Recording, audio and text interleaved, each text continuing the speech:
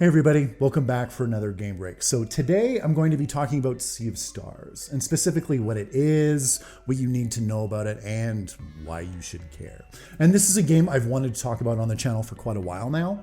It's something that's always been in the back of my mind, and I've always known I need to make a video about this because it's just a game that I feel more people need to be aware of, and it's something that I'm really looking forward to. Sea of Stars is an upcoming turn-based RPG created by Sabotage Studios, whose most recent game was 2018's The Messenger, which I just finished playing. And having finished that game, I'm more excited for Sea of Stars than ever before, because The Messenger was a great experience. And playing that game has given me even more faith in this development. And this game was a Kickstarted game. And full disclosure, I am a backer of this game. But the thing that led me to it, or the thing that led me to back it, aside from the fact this game looked like Chrono Trigger and the RPGs of yesteryear and it was just souped up, was the candid nature of the Kickstarter in general. The way they laid out all their cards on the table and they seemed to be very honest and forthright with what to expect from this project made me take the plunge, and it made me have faith in this game going forward. Sabotage Studios clearly stated that no matter what happened with the stretch goals in this game, if they weren't met, it would still be made in its full vision. They weren't going to tack on needless features that would bloat the game and extend development time, and that's where a lot of past Kickstarters have run into issues. They get too big for their own britches, and they promise more than they can deliver, and that was very much a mistake Sabotage Studios didn't want to make with this game. So that right away made it extremely appealing. And the fact that they had already made a great game in The Messenger, a game full of good humor, good gameplay, an interesting story. So I feel that they could transition from that to a good RPG experience, because they were already doing a good job with story and characters in a side-scroller / Metroidvania game. And for this project going forward, they've already upped to the amount of team members they have.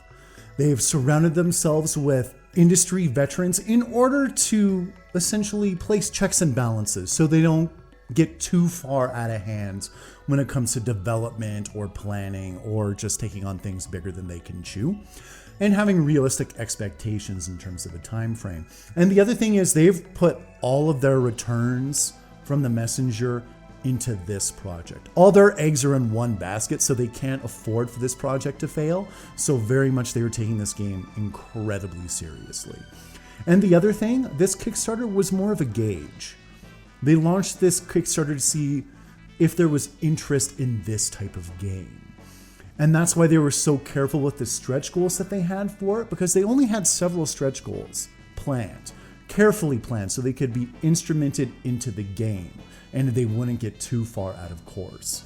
So all of that together sounds fantastic, and it just, once again, is a game you should care about because a lot of planning has gone into it, and they are committed to making sure it's a success. And in the year since the Kickstarter has ended, they've already released their first official demo. And generally, by and large, the feedback was quite positive. Yes, there's room for improvement, but there always is. But by and large, the consensus seemed to be, according to Sabotage Studios, was the core spirit of the gameplay and the game itself was intact. There were just bells and whistles that needed to be added to make it a fully fleshed out experience, which is to be expected from a demo. So by and large, it seems like they are on the right track so far. And you can still back this game even though the Kickstarter is over and get some rewards. So the link to the backer store essentially will be in the video's description. So go check out that link and back this game if you like the way it looks or if you like what I have to say about it. And one final note before I talk about the game proper, doing the research for this video about Sea of Stars has made me much more excited for it, because reading about its various systems and how they plan on having them work, particularly where it comes to combat, and the fact that this game is a prequel to The Messenger, and they very much, Sabotage Studios has planned for the future to have all of their games in the same universe. Obviously, therefore, sharing lore and story bits and some characters. That has me infinitely more excited. I love interconnected worlds between games. Absolutely love it.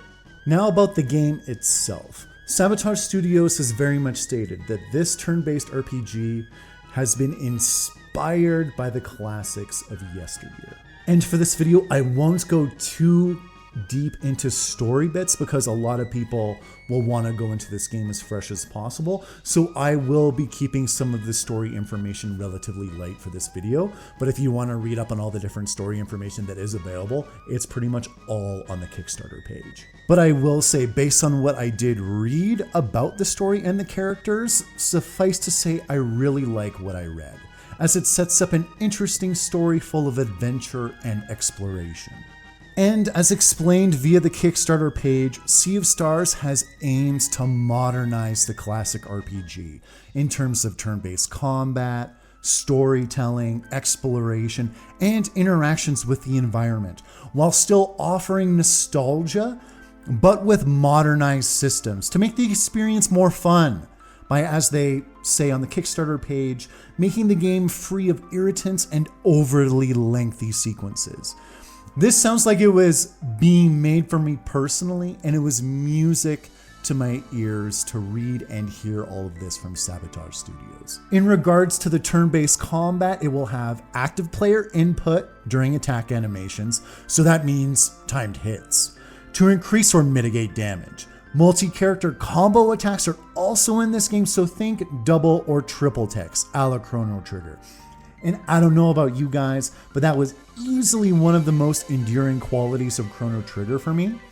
And there's also boosting in combat, which will enable you to collect orbs to strengthen attacks during combat. And then finally, this is another aspect that has me really excited about the combat, is spell breaking, which sounds and kind of looks very similar to Grandia's style of combat, where you can interrupt attacks in order to mitigate damage to the party.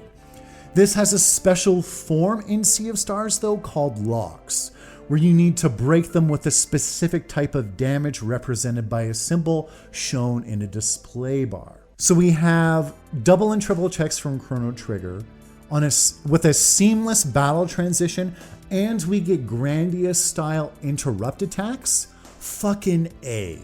And with boss fights, they are seeking to break the mold with interesting attack patterns that change through manually scripted phases and special events. And all that together sounds like one heck of an RPG battle cocktail. There are also no random encounters. All combat is on the same field as navigation in order to up the immersion. No grinding is necessary either, as the combat system relies more on timing and skill. But there will be leveling up in order to increase stats and unlock moves. So grinding is an option if you want to do it, but you just won't have to do it. Sabotage Studios is also touting unshackled traversal, which allows you to swim, climb, vault, jump off, or hoist up ledges as you run through the world, with a navigation system based on platformer expertise that allows the player to break free from the classic bound to the grid tile-based movement. Sabotage Studios is putting their platformer expertise to good use with Sea of Stars. They want to offer a really good sense of freedom when it comes to exploring Sea of Stars world, and they plan on filling it with micro challenges, pleasing controls, and varied traversal opportunities. There won't necessarily be one set path to get to your desired destination all the time. And all of this is to promote exploration in any given area and going off the main road to find hidden locations or treasures. They have very much stated at Sabotage Studios that they want to encourage exploration by the player, and they do so by offering good rewards for it. And something that I always love and can't get enough of in RPGs is a world map. And they have a classic world map in this game too, where we can roam free of enemy encounters, but it will be full of optional areas to find that have concealed upgrades within them, shops, or varying side quests to engage in. And there will be exploration via sailing in this game too, as you will constantly be traveling between islands, and there will be all sorts of hidden areas and islands to find while taking a break from traveling through the game's main story. The boat also acts as a mobile base of operations, which can be explored in close-up character view, where the party is fully settled in and they are available for banter and guidance in between major story beats. I love the idea of having a mobile base for this game, a place where you can talk to your companions and where your characters have a home. And another aspect of this game, which is a big concern to everybody who loves RPGs, I feel, is the game's music. So it is very much being led by Eric W. Brown, and he is the gentleman who is responsible for The Messenger's music, and The Messenger has some great music in it. But there's also a special guest who is helping with the music as well, and that is Yasunori Mitsuda. A lot of you probably recognize that name, but if you don't, he contributed to Chrono Trigger's soundtrack. He was a composer for Xenogears and Chrono Cross as well, and very recently he was, I believe, the lead composer as well, or lead conductor for Xenoblade Chronicles 2. So this guy knows his JRPGs. So he has come on board to this project, and him and Eric Brown are collaborating. So the music is in excellent hands, and I feel just saying that is a friggin' understatement. So that I'm not worried about.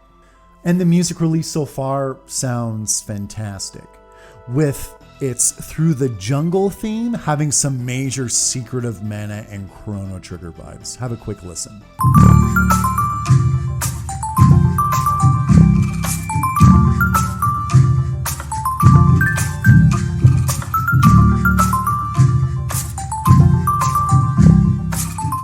And we have also gotten a taste for some of the battle themes too, and I just can't wait for a full track to be available for it. Have a quick listen to it.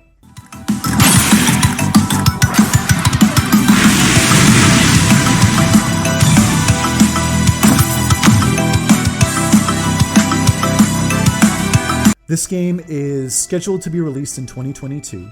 And it will be available for PC and multiple consoles. They haven't stated exactly which consoles yet, but generally speaking, they want it to be made available on all major consoles when the game is released.